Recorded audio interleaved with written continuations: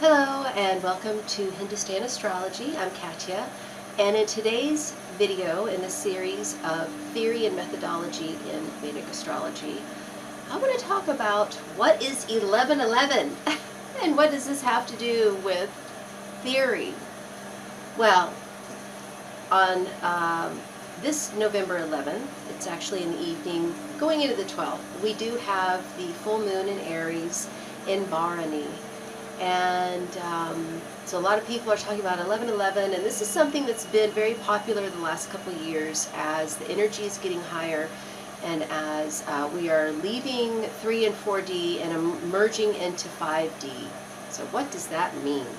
And is it Vedic? Is it even Vedic to talk about 1111?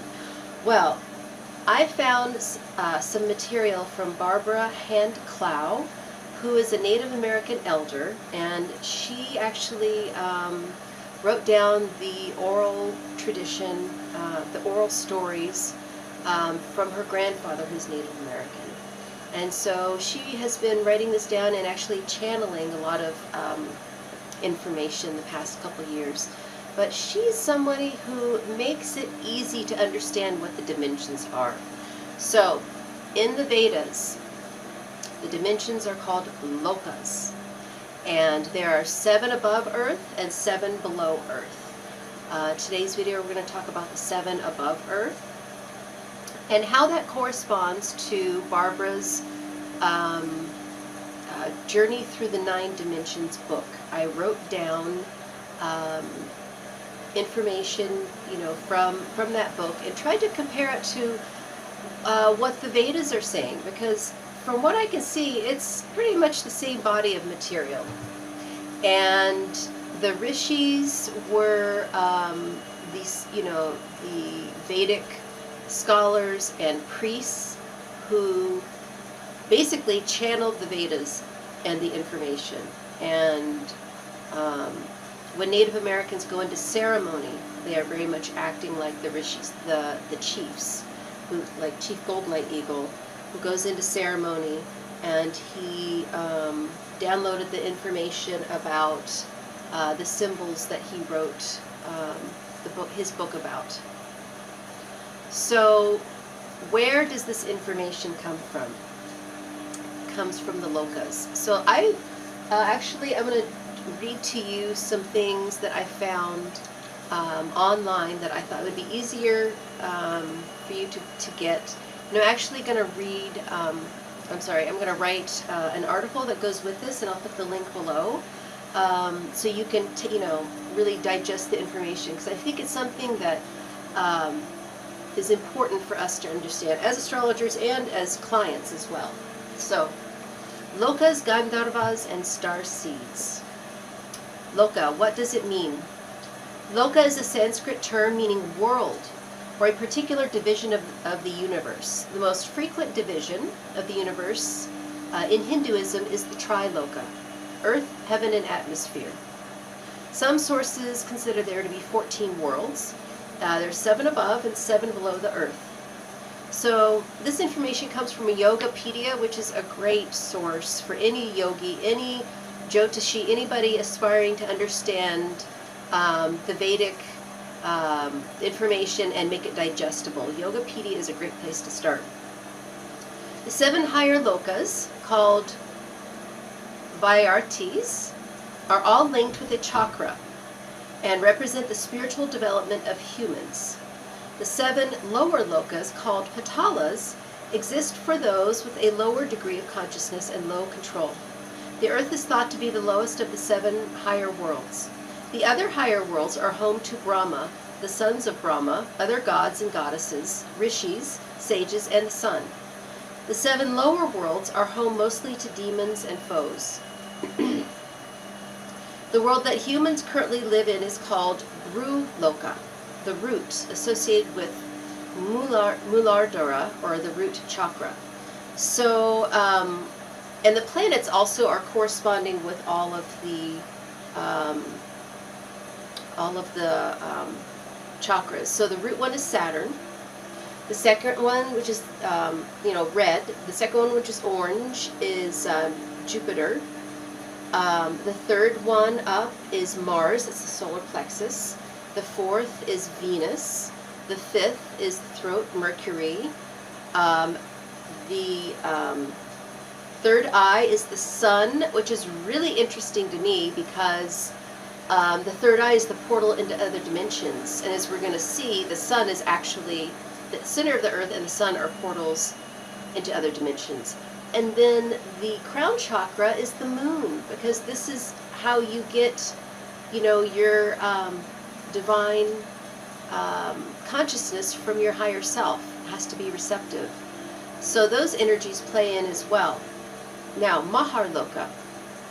In my Vedic palmistry reading, I was told that I was from Maharloka. In yogic and Hindu philosophy, Maharloka describes the fourth highest heavenly realm or plane of consciousness. The term derives from the Sanskrit word mahas, which means power, greatness, glory, and might. Loka translates as world, realm, or plane of existence. While the number of lokas varies by tradition, in Hinduism they typically number 14. Those lokas are divided into sapta Urdhvaloka, or the 7 higher worlds, which includes Maharloka, Sapta, and Sapta, the 7 lower worlds. The 7 upper realms are also known collectively as the Vairitis, and the 7 lower worlds are known as the Patalas. So, sometimes called Devaloka, Maharloka is believed to be the home of the saints and the sages, enlightened beings and rishis who survived destruction of the world. The lokas are physical locations to some, but others believe they are metaphysical realms. From the perspective of yogic philosophy, Maharloka is thought to be the realm of Anahata, or the heart center chakra, which is associated with love, compassion, empathy, and forgiveness. So Venus is also associated with Maharloka. In descending order, the 7 upper lokas are, I'm going to start with the earth, okay, Burloka. The second one is Burvar, or Pitri Loka, consists of the planets, stars, and space between the sun and the earth.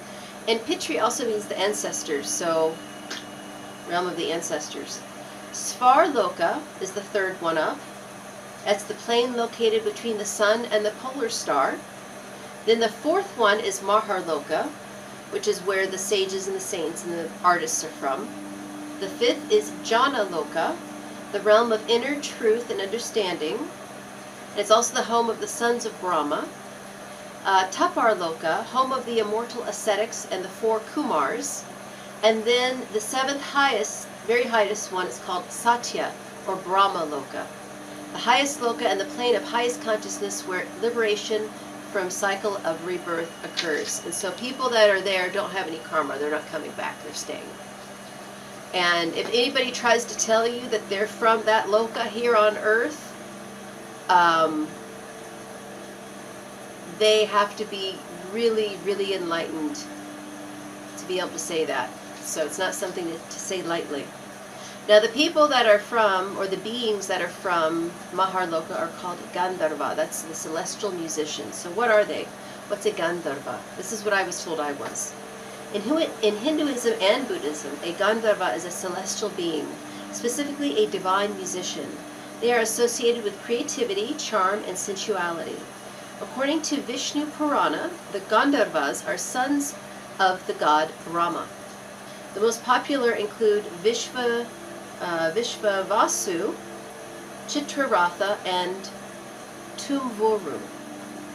Gandharva also refers to a type of mental attribute associated with sattva, one of the 3 gunas. This trait manifests itself with the fondness for singing, dancing, and poetry.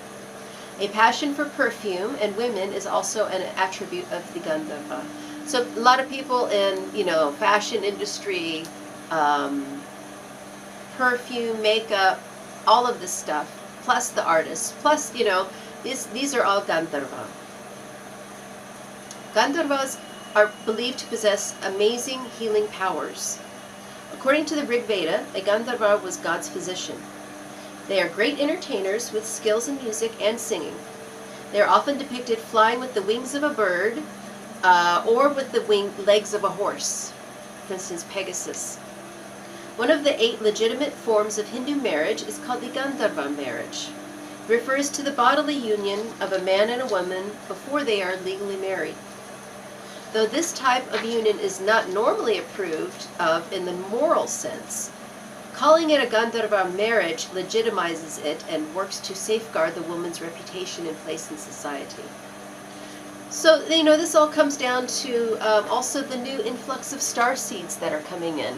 They're coming in from other dimensions, you guys. They're not, there's nothing wrong with these autistic kids. There's something wrong with us if we're trying to force them into a society that is dying. We're the ones with the problem, not them. They're here to teach and show us the way, because the way things are right now on the planet is not healthy. And the way kids are treated in school is not healthy. The way that they are being forced to learn and just regurgitate and memorize information is not healthy. And it doesn't work either. So these star seeds, some of them Gandharva, some of them, like Chief says, the ones that come from Andromeda do everything backwards. So for instance, a lot of dyslexics. I'm dyslexic, so guess what? I have some Andromeda in me. And why? Why is this? Because Andromeda is our twin galaxy. Actually, they say it is thought that our galaxy came from Andromeda because, and look, galaxies are constantly merging and splitting and merging and splitting. I mean, this is just the way of the universe. And so we used to be one with Andromeda. They are our big urban cousin, and we're like the country bumpkin cousin. Andromeda is huge, but it's our polar opposite. So that's why the theory is that people that are opposite are coming from Andromeda. So let's look at the Native American dimensions and how they line up with the Lokas, okay?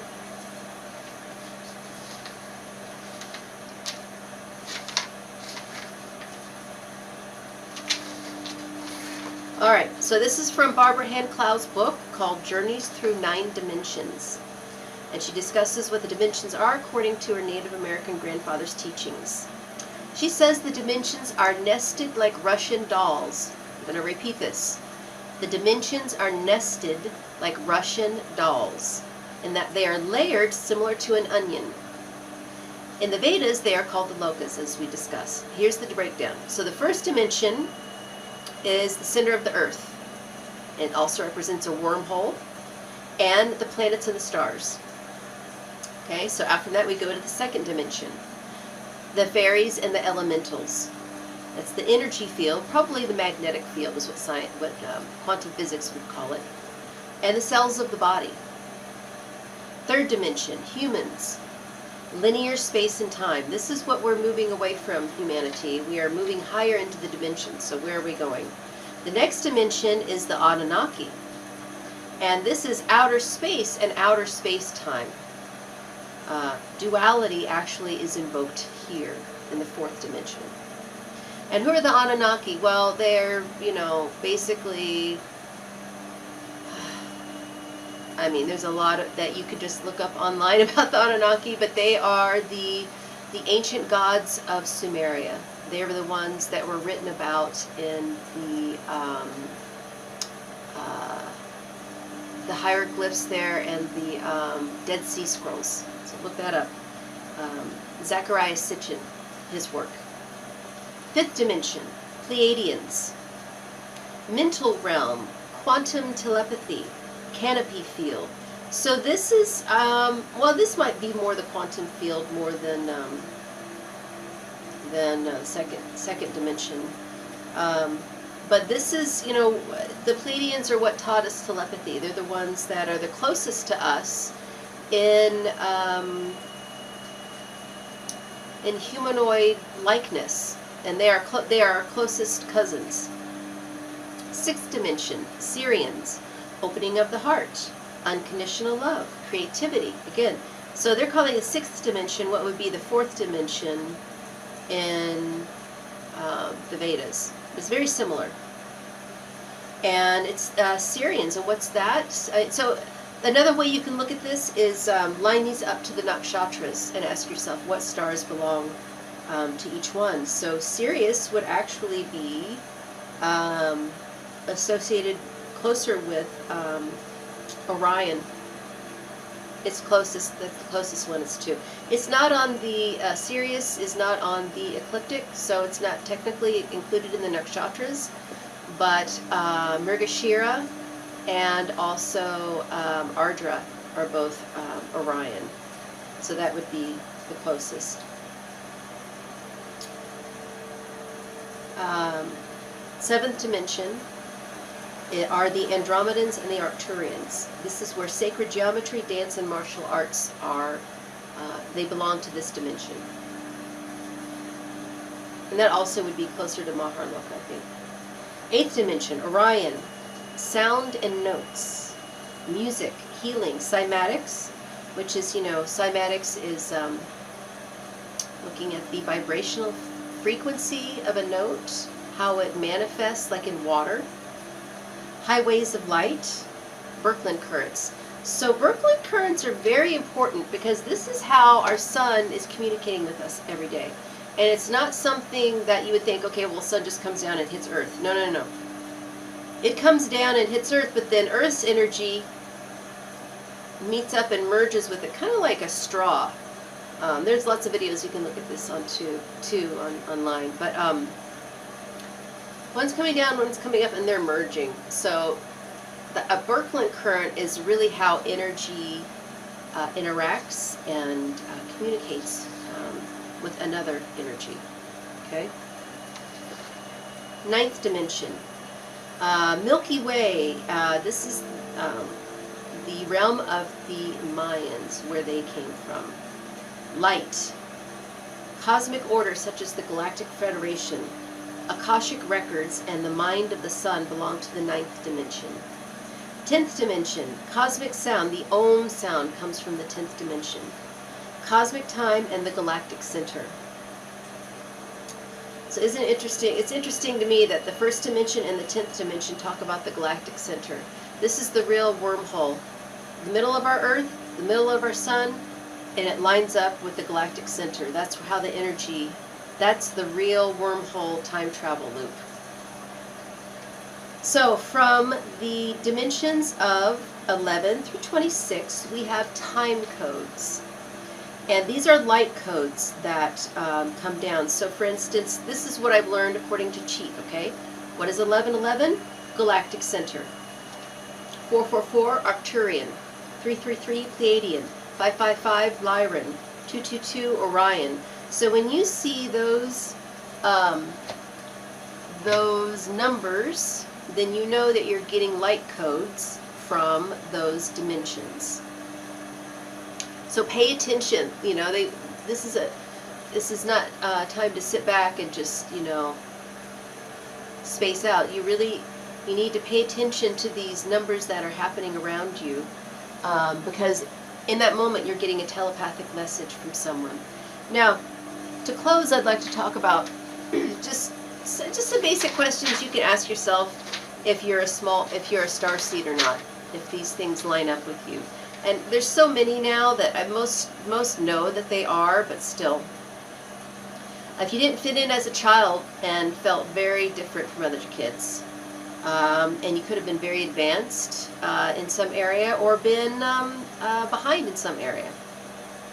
You have a strong feeling of wanting to go home and have a feeling that what this home is like, but you can't put it into words. You've had strong psychic and paranormal experiences as a child, which continue into the present. Seeing spirits, UFOs, prophetic dreams, all of these things are signs. You're highly sensitive, maybe to a fault. You're very empathetic.